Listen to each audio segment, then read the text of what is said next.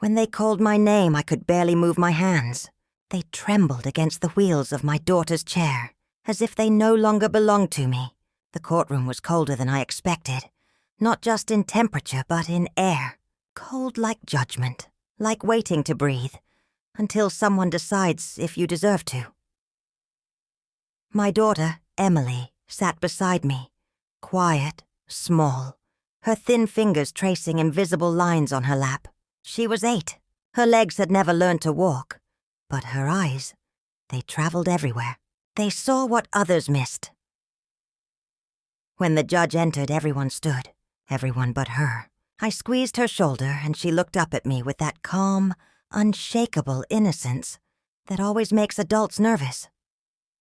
"It's okay, Mama," she whispered. "I'll just stand in my mind." I bit my lip so hard I tasted blood. It had been a long year. The accident, the hospital nights, the papers I had to sign without understanding half the words, and then the letter that said the state was reconsidering custody. Because apparently, love isn't enough when you're poor. Because apparently, devotion doesn't count when your roof leaks and your back aches, and you can't pay for the physical therapy they think your child deserves. They called it a hearing for her best interest. But to me, it felt like a trial for my motherhood. The judge's voice broke through my thoughts. "Mrs. Carter," he said, "you understand why we're here today?" "Yes, Your Honor." He nodded, scanning his notes. His face was tired, not cruel, not kind, just worn down by years of people asking him to decide what love is worth. Across the room sat Mr. and Mrs. Dalton, the foster couple who wanted to take Emily in for her own good. They smiled politely whenever I looked their way, but it was the kind of smile that hurts worse than open anger. They had the resources, the means, the house with wide doors and a ramp and all the right papers. All I had was her, and a promise that I would never let her feel unwanted again. "Would you like to make a statement?" the judge asked, my throat closed. Words had always been harder for me than work. I love my daughter," I managed. "I take care of her. I always have." The social worker cleared her throat. "Mrs. Carter, the report indicates Emily missed several medical appointments this spring." "Yes, because the bus was late twice and you didn't reschedule." I called. They didn't answer. Silence. Paper shuffling. It's strange how bureaucracy sounds like rain. Constant. Uncaring. Endless. The judge nodded slowly. "We're not questioning your love, Mrs. Carter. We're here to decide what environment best supports Emily's needs." He looked toward my daughter then, and his expression softened just slightly. "Emily," he said gently, "how are you today?" She blinked up at him. "My legs hurt sometimes," she said plainly, "but not as much as when people talk like I'm not here." A few people chuckled quietly. Awkward adults trying to hide discomfort behind politeness. The judge smiled, the first real smile of the day. "I see you're very perceptive," he said. "I just draw what I see," she answered. He tilted his head. "You like to draw?" "Yes, I brought my pencils," he nodded. "You may draw while we talk, if you like." She took out her little sketch pad from her backpack, and I exhaled, grateful for something to occupy her. I didn't yet know that the next hour, the hour she would spend drawing quietly in her wheelchair, would change everything. The foster parents took the stand next. They spoke in smooth sentences, the kind that sound practiced. Emily would have access to round-the-clock care. "We have a dedicated playroom. My husband's company supports children with special needs." The judge listened carefully, nodding. Every word they said made sense, and every word they said carved a little piece out of me. When they finished, the courtroom went silent. The judge turned to me again. "Mrs. Carter," he said, "is there anything you'd like to add before we adjourn for review?" I wanted to scream that love isn't measured in square footage, that bedtime stories and laughter can't be printed on government forms, but all that came out was, She's my child. That's all I know how to say." The judge sighed, long and heavy. "I understand." He gathered his papers. And then he stopped, because Emily had rolled her chair closer to the desk, and she was holding up a piece of paper. "Judge?" she said softly. "Can I show you something?" He blinked. "Of course." She pushed herself forward and handed it to him. I craned my neck to see. It was a drawing, made with the same cheap colored pencils she used at home. But it wasn't a house or a flower or a dream. It was us, me, her, the judge, all sitting in the same courtroom. But there were no walls, just light. He stared at it for a long time. Then he swallowed hard and said, "Emily, what is this?" She smiled. "It's you. Listening." The silence that followed was unlike any I'd heard in a courtroom before. No pages turning, no pens clicking, just breathing, soft, uneven, human. The judge cleared his throat, eyes glistening. "You drew this during the hearing?" "Yes," she said, "because you were trying to see who loves me the most. And I think love looks like light. It doesn't pick sides. It just shines where it needs to." He set the drawing down carefully, as if it might break. His voice was quieter now. "Emily, that's very beautiful," she nodded. "You can keep it if you want. It'll remind you to listen with your heart next time."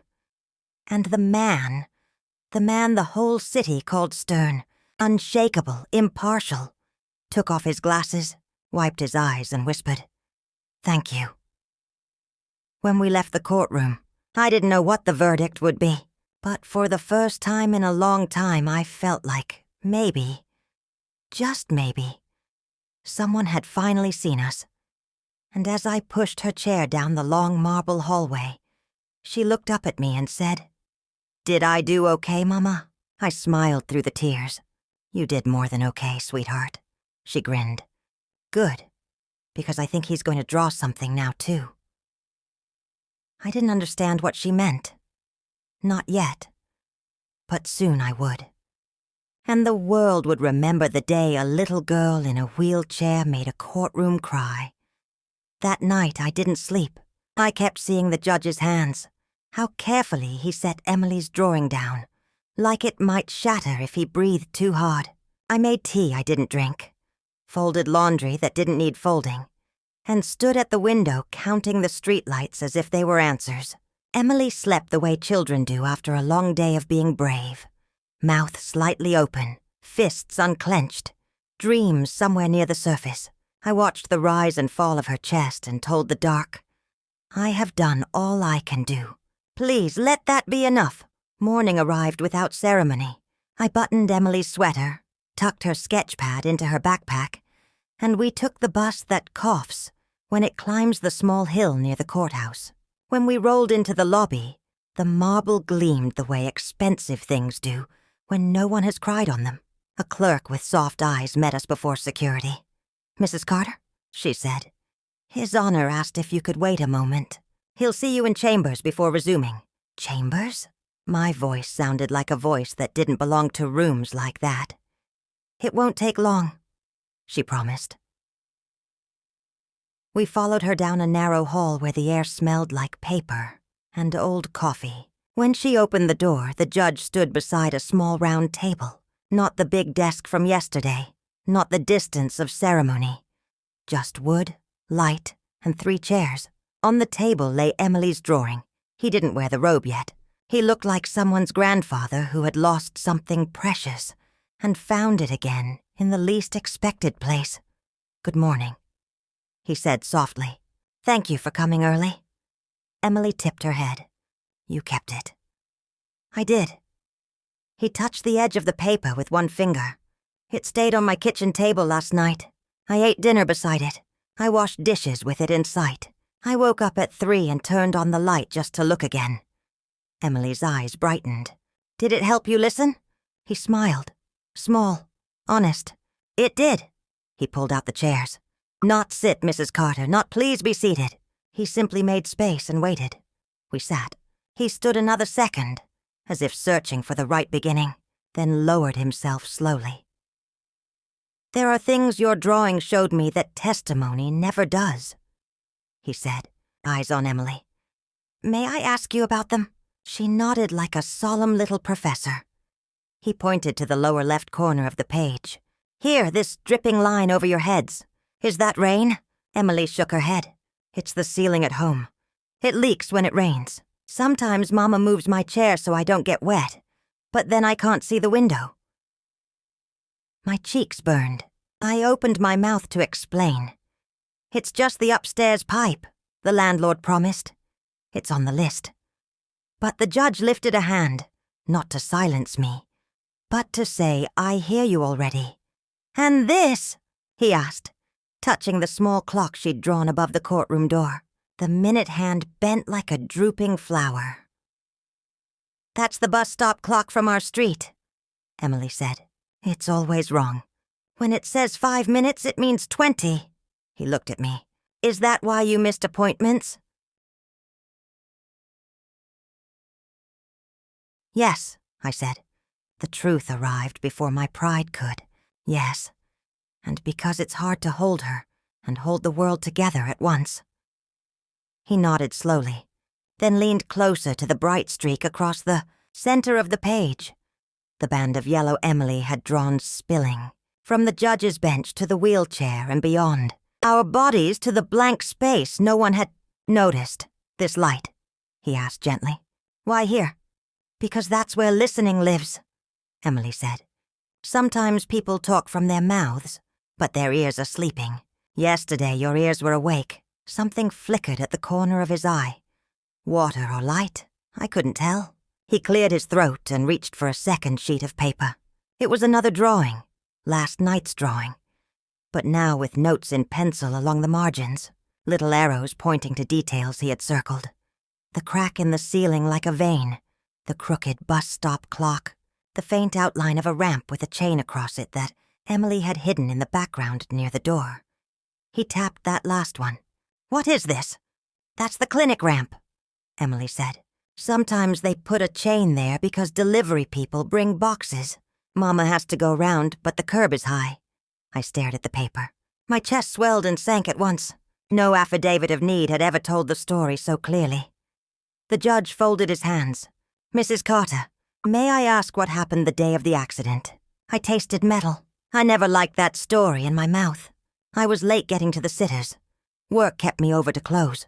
Emily wanted to help and carried a grocery bag that was too heavy. She tipped.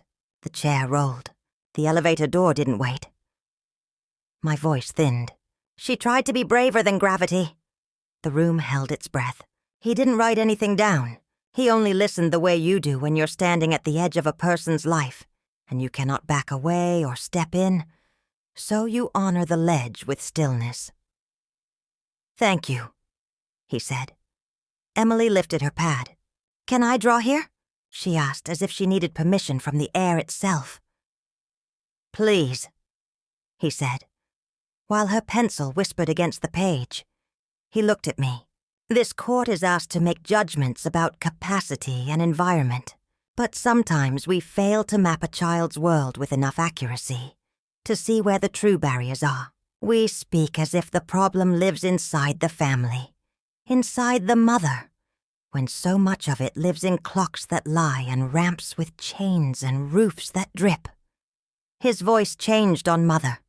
Not pity, not reproach. A softness we borrow from something older than our own lives. He took a breath. "I asked you here privately to tell you I will not rush this decision.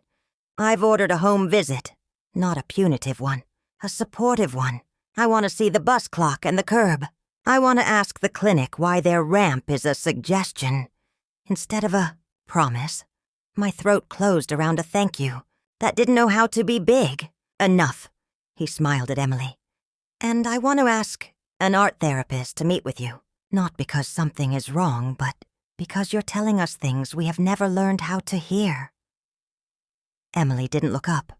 "Okay," she said, pencil moving, "but only if she brings good paper." He laughed, a caught-off-guard sound that made him look younger. "I'll make sure of it." A knock at the door. The clerk peeked in. "Your Honor, the Daltons and counsel are here." He nodded. 5 minutes. Then to us. Would you be willing to share the drawing with the court? All of it. Not as evidence of talent, but as evidence of context. Emily held up what she had been drawing. This one wasn't a courtroom. It was a street. Our street. The bus stop with numbers floating away like birds. The clinic with a chain across the ramp, labeled with a tiny sign that read, "Back soon." Our building with a droop-mouthed roof. And in the middle, a small figure in a wheelchair and a taller figure bending slightly. One hand on the handle, one hand holding the small one. Both figures outlined not in black, but in the same soft yellow she had used yesterday for listening. He looked at it so long the clock might have learned honesty. "Yes," he said. "This will do more than any report I could write." We returned to the courtroom. The benches shifted, whispers sliding like wind through tall grass. The Daltons sat with their lawyer, polished, composed, earnest. I hated them a little less today. It takes energy to hate while you're busy being seen. The judge took his seat. The robe changed him, but not entirely. He glanced at the clock, who nodded. The bailiff called the room to order. "Before we proceed," the judge said, "I want to place into the record a document offered by the minor child." He held up Emily's drawing. A murmur drifted through the gallery. Curiosity wrapped around surprise. He didn't let the room dismiss it as cute. He spoke exactly the way he had in chambers. "This shows barriers no report captured. If the system demands punctuality, it must ensure clocks are honest. If it demands attendance, it must ensure ramps are open. If it demands progress, it must ensure roofs do not leak on wheelchairs." The social worker sat straighter. The Daltons' lawyer frowned. Not angry, calculating. Mrs. Dalton's hands twined, then stilled. "I am ordering," the judge continued, "a temporary continuance. During this period, county services will—" He looked down at his notes. "Repair the leak. Coordinate transportation that corresponds to reality, rather than theory, and ensure accessible entry at the clinic during operating hours. We will assign a family advocate to Mrs. Carter. Not as a monitor, but as a partner." A sound left my chest I didn't know I'd been holding. Emily squeezed my hand with her small warm fingers. "He's drawing," she whispered. "With rules." The Daltons' lawyer stood. "Your Honor, with respect, we worry that delay prolongs an unsafe situation." The judge didn't bristle. "Your concern is noted. Safety encompasses more than square footage. It includes continuity of attachment." He looked at Emily, then at me. "We owe it to this child to strengthen her mother's world before we judge it." Mrs. Dalton rose awkwardly, as if the air had gotten thicker. "We only want what's best," she said. "We can provide so much." Emily turned in her chair. "Do you draw?" she asked. Mrs. Dalton blinked. I'm not very good." "That's okay," Emily said. "Maybe you can learn to draw me and Mama together. If you can draw that, then you can help us." No one laughed this time. Sometimes wisdom arrives in such plain clothes, adults forget its royalty. The judge set a review date. 3 weeks. He asked for weekly updates, roof status, transit reliability logs, clinic access compliance, therapy notes. The clock wrote fast as if putting a spell to paper. When he finally adjourned, the room exhaled like a held breath loosed at last. In the hallway, the social worker approached me. Less clipboard, more human. "I'll come by tomorrow. We'll start with the roof. I know a church group that... well, they might be able to help if the landlord stalls." "Thank you," I said, and meant it so much it scared me. The Daltons stopped too. Mr. Dalton's voice had softened. "We'd like to contribute toward whatever helps, if that's appropriate." I waited for the sting that usually follows offers like that. It didn't come. "Maybe books," I said carefully, "and a lap desk that fits a wheelchair." Mrs. Dalton's face brightened with relief. "Yes, please let us." We left the building into a wind that smelled like rain and pavement, the honest kind of weather. At the bus stop, the clock said 5 minutes. We laughed at it gently and sat anyway. Emily opened her pad. "What now?" I asked. "I'm drawing the judge's kitchen," she said. "You've never seen it." She shrugged. "I know the light. What does it look like?" She considered. "Like someone finally turned it on." The bus arrived in 7 minutes that pretended to be 5. We climbed aboard like seasoned sailors who know the sea and trust their legs anyway. At home, the ceiling stain had widened into a pale halo. I put a bucket under it for one more night. While water tapped an impatient rhythm, Emily finished her drawing. In this one, the judge sat at a small table, our picture before him, a cup of coffee forgotten at his elbow. The window beyond showed morning, not night. I kissed the top of her head. "Do you think we'll be okay?" She didn't look up. "We already are," she said. He saw the chain. "What chain?" "The one they put across the ramp." She added a tiny line at the bottom of the page, and then drew a little pair of hands, carefully lifting it. "He's going to take it down." I didn't cry. I let the bucket do it for me, one drop at a time, until the apartment sounded like a metronome set to a human heart. 3 weeks is a long time when your life is measured in bus schedules and towels for leaks. It is also enough time for a city to remember that its systems are supposed to serve the smallest among us. We didn't know which kind of time we were entering, but for once, we weren't entering it alone.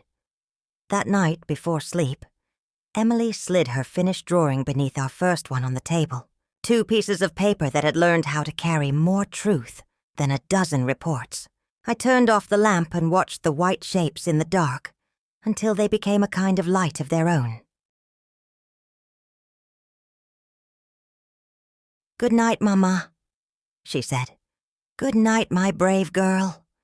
In the quiet, I pictured the judge at his own table, our sketch still there, the first beam of morning leaning in as if to say, "Keep going." "You are almost through." The roofmen came on a Wednesday. They hammered and laughed, a sound that felt too alive for our building. Emily watched from the window, sketch pad on her knees. She liked drawing hands in motion. She said you could tell who was kind by the way they held their tools. I spent that morning holding my breath.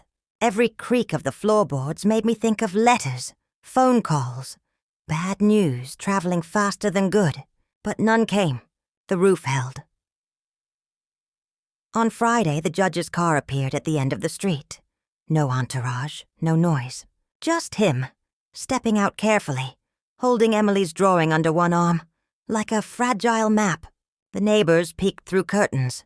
People like him didn't usually visit people like us. "Good morning," he said. "I hope I'm not intruding."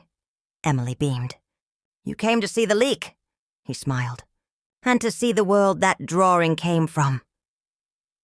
He asked about everything. The bus stop, the chain on the ramp, the clinic door that scraped paint when it opened. He asked gently, never writing while I spoke. "Words first," he said. "Paper later."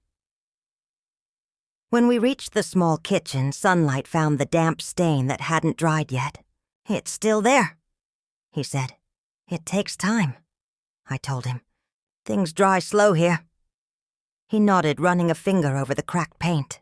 "Justice does too." That afternoon, Emily drew again.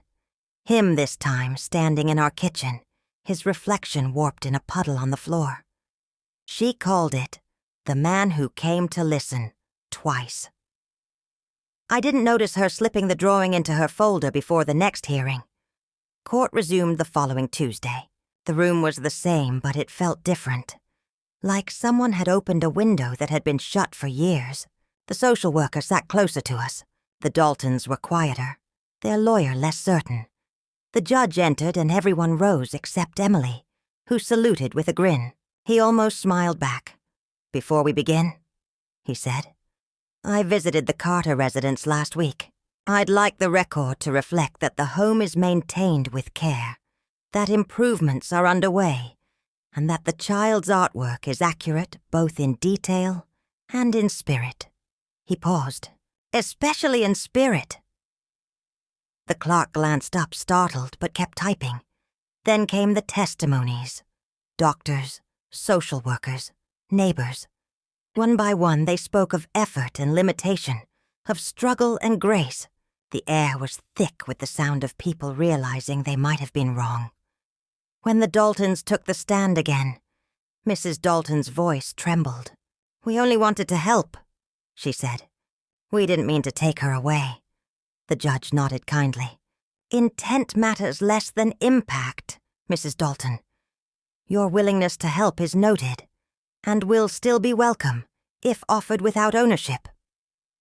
Mr. Dalton cleared his throat. "We'd like to donate equipment, a ramp, a new chair, if allowed." He didn't say to her or for her, just allowed. The judge turned to Emily. "Would that be all right with you?" Emily looked at them for a long moment. "Yes," she said. "But no ribbons this time. I don't like gifts that look like trophies." The courtroom chuckled softly. Even the clerk. The Daltons smiled through their shame. Then it happened. The thing that no one expected. As the session was closing, Emily raised her hand. "Judge, I have another picture." He gestured for the bailiff to bring it. She handed over the drawing she'd made of him in our kitchen. But there was more now. She had added color, light spilling from the ceiling, and behind him, faint figures. The Daltons, the social worker, even me, all of us, standing under one repaired roof. He stared at it for a long time. "Emily," he said softly.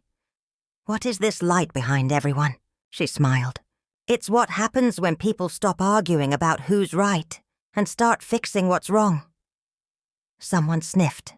Maybe the clerk. Maybe me.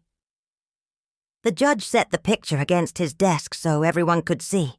"I think this courtroom has heard enough," he said, voice trembling slightly. "It has seen enough, too." He removed his glasses. "Mrs. Carter, the court finds that reunification with support serves the best interest of the child. Custody remains with you. Case supervision will focus solely on assistance, not oversight." The gavel struck once, like the sound of a heart restarting. We left the courthouse into afternoon light. The city didn't look richer, but it felt gentler. Emily wheeled herself ahead of me, singing something under her breath, half lullaby, half victory song. At the bus stop, she pulled a pencil from her pocket. "One more drawing," she said. "What this time?" "The judge crying," she said simply. "I think he needed to." Her hand moved quickly, sure and calm. When she finished, she turned the pad toward me. He wasn't behind his desk in this one. He was sitting on the courthouse steps, holding her first picture in his hands, his face tilted to the light. That night, after she slept, I found the drawing tucked into my bag. On the back, she had written, in crooked letters, "He listened with his ears first, then his heart. That's how the world changes." I pressed the paper to my chest and whispered, "Yes, my love, that's how." The morning after the verdict, our apartment was flooded with sunlight. Real sunlight, not the kind that sneaks in through cracks. It came straight through the window, bold and bright, and landed on Emily's wheelchair like it had finally found its rightful place. She was already awake when I opened my eyes. She'd balanced her sketchpad on her knees, humming softly, drawing with the same quiet focus she used when the world around her didn't deserve her attention. "What are you drawing this time?" I asked, rubbing sleep from my eyes. "The sound of winning," she said. I smiled. "What does that look like?" "Like light that bounces," she answered, not looking up. That day the world seemed a little less sharp. The social worker came by, not with her usual clipboard armor, but with a basket of groceries and a smile that actually reached her eyes. "I thought you might need a rest," she said, unloading milk and fresh fruit onto the counter. "And the church group finished the ramp this morning." "The ramp?" I blinked. She nodded. "It's done. No more chains." I turned to Emily, who was already rolling toward the door. She didn't need my help this time. She pushed forward, hands firm on the wheels, sunlight streaking through her hair. When she reached the ramp, she stopped, looked back at me, and grinned. "It's open," she said. Her voice cracked a little on the word open, and I realized it wasn't about the ramp at all. The judge called that afternoon, not through an assistant, not a letter, he called himself. His voice was different, lighter but unsure, as if he wasn't used to hope. "Mrs. Carter," he said, "there's something I'd like to discuss, if you're comfortable." "Of course," I said, my heart climbing into my throat. "Your daughter's drawings." He hesitated. They've made their way beyond the courthouse. The clerk took a photo of one, the one from the hearing. It was shared on a local blog about community justice.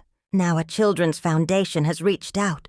They'd like to showcase Emily's work in an exhibition. I gripped the edge of the counter. "An exhibition?" "Yes. Voices without words, they're calling it. Art made by children who communicate feeling through color, rather than speech." My chest tightened. "But she does speak." "I know," he said softly. "But what she shows goes deeper." That night I told Emily over dinner. Her fork froze midair. "People want to see my drawings." "Yes, honey. In a gallery, with lights and maybe even music." "Like real art?" "Exactly like real art," I said, smiling, "because that's what it is." She didn't answer right away. She looked down at her hands, small, scarred from the wheels and the world, and whispered, "Then maybe they'll finally see what I've been saying." The day of the exhibition came faster than I expected. The foundation rented a quiet old hall downtown, where polished floors met tall windows, and every wall glowed with soft yellow light. They hung Emily's drawings in simple wooden frames. No glitter, no gold plaques, just paper and pencil and truth. When we arrived, people were already there. Families, teachers, reporters, and in the middle of them stood the judge, still a little stiff in his suit, holding a program that looked too delicate for his hands. He spotted us and smiled. "You made it." "Wouldn't miss it," I said. Emily rolled forward slowly, her hair braided, her small shoes polished to a shine. The crowd turned. Someone whispered her name. Cameras flashed, but she didn't flinch. She moved with a calm older than her years. When she reached the front, she looked up at the drawings hanging in a perfect row. Her courtroom sketch, her street, the kitchen with the leaking roof, the judge at the table. One of the reporters stepped closer. "Emily, what do your pictures mean?" She thought for a moment, then said, "They mean we don't need permission to be seen." A quiet fell over the room. Even the camera shutters hesitated. The judge cleared his throat, voice thick. "I believe this city needed that reminder," he said. After the speeches, after the photographs, I found Emily sitting near her drawings, staring at one I didn't recognize. It was new. She must have drawn it in secret. It showed a courthouse without walls. Inside, people were sitting, standing, talking. But outside, the same people were helping others, fixing ramps, mending roofs, pushing wheelchairs. The line between inside and outside was gone. I crouched beside her. "When did you draw this one?" "Last night," she said. I had a dream that the judge didn't need his desk anymore. He was painting instead. What was he painting? She smiled. "A door that never closes." I swallowed the lump in my throat. "You think he'll like it?" She nodded. "He'll understand." When the judge saw the drawing later, he stood perfectly still. Then he turned to Emily. "May I?" he asked. "May you what?" "Buy it," he said. "Not for me, to hang in the courthouse. I think the law should remember what it looks like when mercy wins." She tilted her head. "You don't have to buy it. It's already yours." "You listened." He pressed a hand over his heart and whispered, "Then it's a gift I'll never deserve." A week later, the courthouse installed the drawing near the main entrance. They placed a small plaque beneath it that simply read, "Drawn by Emily Carter, age 8. Justice begins where listening does." People stopped to look. Some smiled, some cried. Others walked away changed without knowing exactly why. At home that evening, Emily asked if I believed people could really change. Yes, I said, if they learned to see the world through someone else's hands. She thought about that for a moment, then began to draw again. What now? I asked. The end, she said, but not really the end. Just the part where everyone learns what the colors mean. What do they mean? That I'm not broken, she said softly. And neither is love. I couldn't speak. I just pulled her close, the smell of graphite and hope between us. That night, as she slept, I stood by her drawings spread across the table. Some were smudged, some bent at the corners, all radiant in their imperfection. They were the story of our lives, told without bitterness, without anger, only truth wrapped in tenderness. And for the first time in forever, I realized we hadn't just survived the system. We had changed it, with color, with courage, with light. 10 years. It's hard to say when time began to move differently. Maybe the day the roof stopped leaking, or when the bus clock was finally fixed, or maybe it was the morning I found Emily sitting by the window, sketching with the same calm patience. But this time her hair was longer, her lines surer, her silence filled with purpose. She was 18 now, the same girl, yet entirely new. The wheelchair had become less of a cage and more of a chariot. She no longer drew from pain, but from memory, and from forgiveness. The courthouse drawing still hung in the entrance hall, though it had faded slightly from the sun. Every time I went for an appointment, I saw people stop before it. Some would smile faintly, others would take a slow breath. Once I saw a young lawyer touch the plaque beneath it and whisper something like a prayer. Drawn by Emily Carter, age 8. Justice begins where listening does. They never knew the girl was sitting a few blocks away, studying art on a scholarship born from that same moment. It was a gray Tuesday when the letter arrived. Thick paper, embossed seal, the kind of thing you handle carefully. It was from the courthouse, from him. Dear Mrs. Carter and Emily, after 30 years on the bench, I will be retiring next month. I've spent much of this time deciding what the law demands. But it was your drawing that taught me what the heart requires. If you're willing, I'd be honored if you would attend my final session. With gratitude, Judge Henry Whitmore. I read it 3 times before saying a word.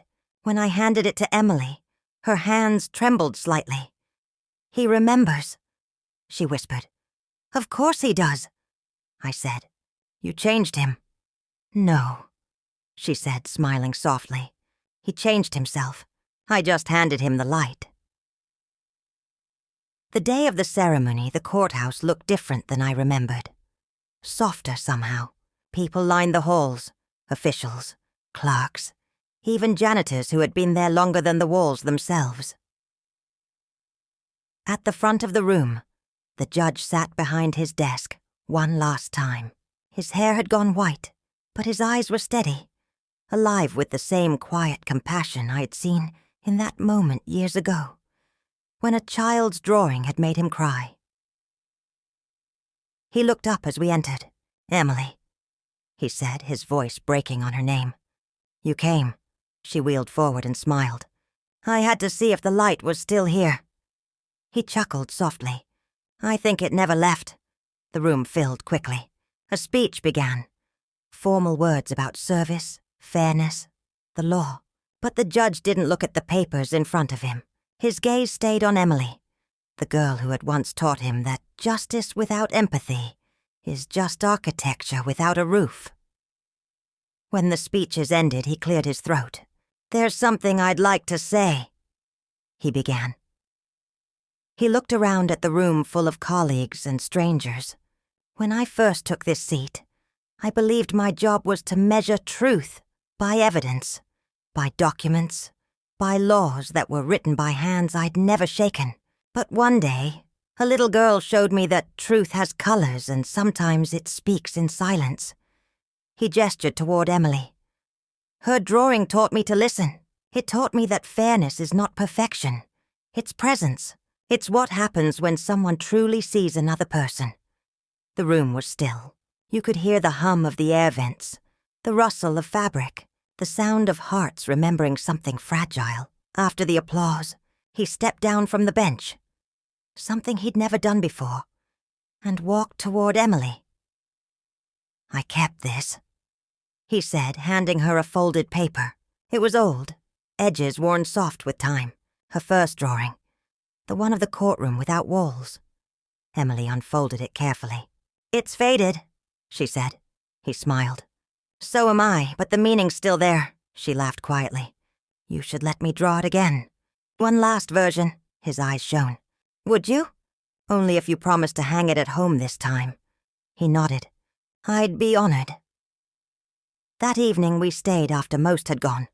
The room felt lighter, the echo of footsteps replaced by the whisper of memory. Emily set her sketchpad on her lap and began to draw. The judge watched, hands clasped, eyes wide with the kind of awe adults rarely allow themselves. When she finished, she turned it toward him. It showed the same room, the same desk, the same people. But the judge wasn't sitting behind the bench anymore. He was standing beside the child, their silhouettes connected by a single thread of gold light that passed between them, reaching the ceiling, turning into open sky. Below it, she'd written in her graceful, uneven handwriting, "Some walls aren't meant to keep people out. They're meant to hold the light until it finds a way through." The judge's lips trembled. He took the drawing with both hands, his voice barely a whisper. "You've given me my final verdict, Emily." "What is it?" she asked. He smiled. "That compassion is the highest law."